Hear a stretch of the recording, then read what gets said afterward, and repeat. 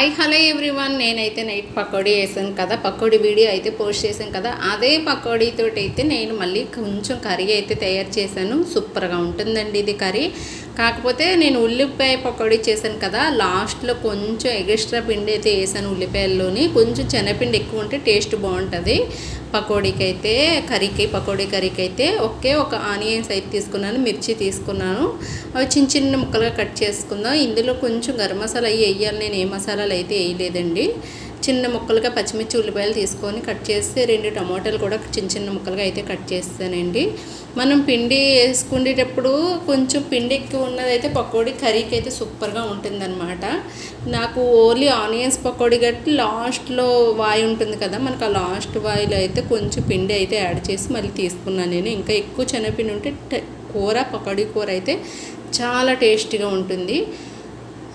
చిన్న కాయలు అయితే టమోటాలు 4 కాయలు తీసుకున్నాను, చిన్న చిన్న ముక్కలుగా కట్ చేశాను. చిన్న కాయలండి, టమోటాలు పెద్దవి అయితే 2 కాయలు అయితే సరిపోతాయి. చక్కగా గ్రేవీ లాగా వస్తుంది.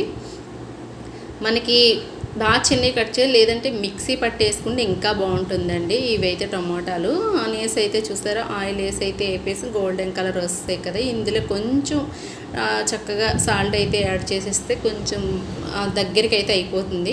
నేను ఎప్పుడు ఏ కర్రీ చేసినా ఆనియన్స్లోనే సాల్ట్ వేస్తాను. ఎందుకంటే అండి, సాల్ట్ వేస్తే ఆనియన్స్ మాడిపోవండి.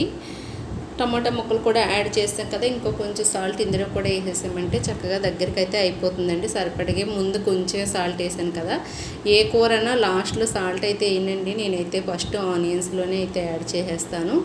కొంచెం పసుపు, కొంచెం కారం, కొంచెం ధనియాల పౌడర్, చిటికెడు గరం మసాలా వేసాను. చాలా తక్కువ వేసాను అని చెప్పడానికి వేసానండి, అంతే. మీరు ఎక్కువ వేసుకోవచ్చు.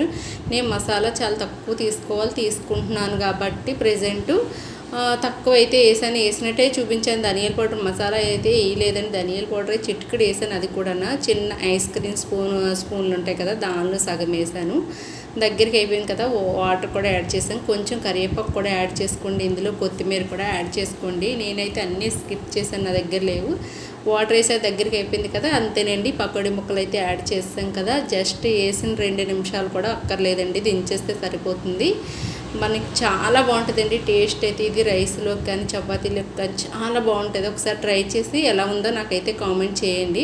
కొత్తగా చూసే వాళ్ళు సబ్స్క్రైబ్ చేయండి, వాళ్ళు లైక్ చేసి కామెంట్ చేయండి. Okay friends, bye bye.